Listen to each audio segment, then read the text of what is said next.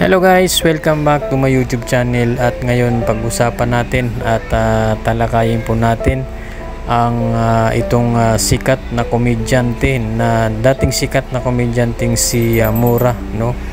At yun nga, napanood po natin kamakailan na talagang grabe din ang mga pagsubok na nararanasan itong si Mura dahil nung nakaraan nga ay napanood natin na nasunugan po ang kanilang bahay or nasunog po at parang wala pong natira, no, sa kanyang bahay, kundi yung mga dingding na lang ang nakikita natin, no, ang nakita natin doon sa vlog na talagang grabe ang pagkasunog ng kanyang bahay. At yun nga mga kaibigan, sa interview sa kanya ni Virgilin Cares, no, sa vlog ay talagang grabe, parang pinanghinaan na ng loob itong si Mura, no, dahil nga sa mga pagsubok or sumapit sa kanyang mga katulad nitong problema na isa sa kanyang napundar, no, na bahay ay nasunog nga. At kaya nakakaawa din po ang kanyang sitwasyon ngayon, no. At yun nga mga kaibigan, dahil sa nangyaring sunog, no, sa kanyang bahay ay naipalabas pa ito sa kay Jessica Soho. At doon nga mga kaibigan, napanood po natin na talagang kaawa-awa din ang kanilang sitwasyon. Dahil nga po isa nga yun sa mga napundar niya, no? Siguro nung siya pa ay aktibo pa sa pag-aartista ay isa yun sa kanyang mga naipon at naipundar yung bahay na yun. So napakahalaga po ng bahay na yun, no, para sa kanya at maging sa kanyang buong pamilya.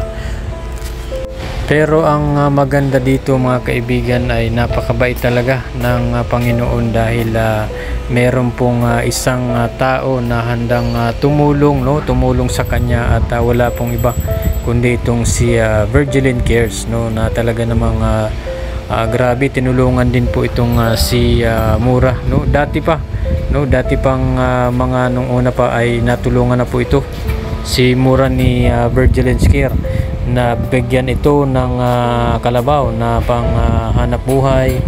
At isa pa dyan mga kaibigan ay merong pang mga financial, ano, ay malaking tulong po ang naibigay dito dati ni or naitulong dati ni Virgilin Cares.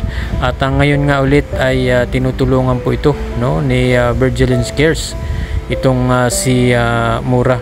At makikita natin ngayon, no, sa vlog ni Virgilin Cares na at ipinalabas nga doon na meron na pong panibagong pinapatayong bahay ngayon si Mura. At isa nga dyan si Virgilin Cares na tumutulong sa pagbuo ng panibagong bahay ni Mura. At marami po ang naitulong din itong si Virgilin, no, dito kay Mura. At ayon nga sa vlog, no, napanood po natin sa vlog ni sa channel ni Virgilin Cares na nagbibigay siya ng 50 sako na semento, no, para doon sa pinapagawang bahay ni Mura. So nakakatuwa mga kaibigan, no, na talagang hindi po lahat ng nangyayari sa atin, no, mga problema na yan ay talagang ang katumbas niyan ay kaligayahan. Hindi po lahat ng dumadating sa atin ay problema, at ang problema ay nasusolusyonan, no, mga kaibigan. Katulad po nito ng kay Mura, na hindi niya po inaasahan yun na marami pong tutulong sa kanya, no, marami po ang gustong magpaabot ng pagmamahal. At ito nga, no, dahil sa mga taong nagmamahal din sa kanya, sa mga nakapanood ng nangyari sa buhay nila, ay bumuhos din talaga ang mga tulong sa kanila. Kaya naman sobrang nagpapasalamat siya at pinasalamatan niya nga ang lahat ng mga nakatulong o tumutulong sa kanila, no, lalong lalo na ngayon na nagpapatayo muli sila ng bahay, no, at malaki-laki rin siguro ang gagastusin nga dyan.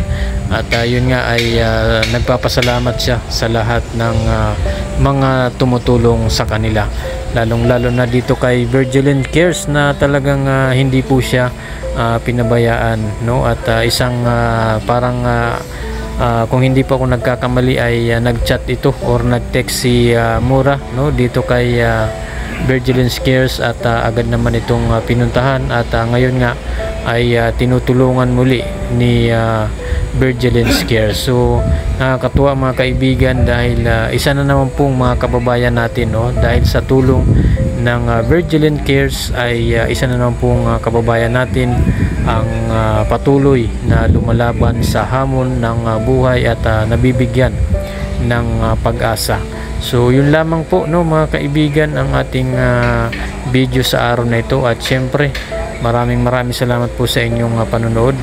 At syempre huwag niyo pong kalimutang mag-like at subscribe at pakihit na lang ng notification bell para updated ka sa ating mga bagong i-upload na mga videos. Salamat po at God bless you all.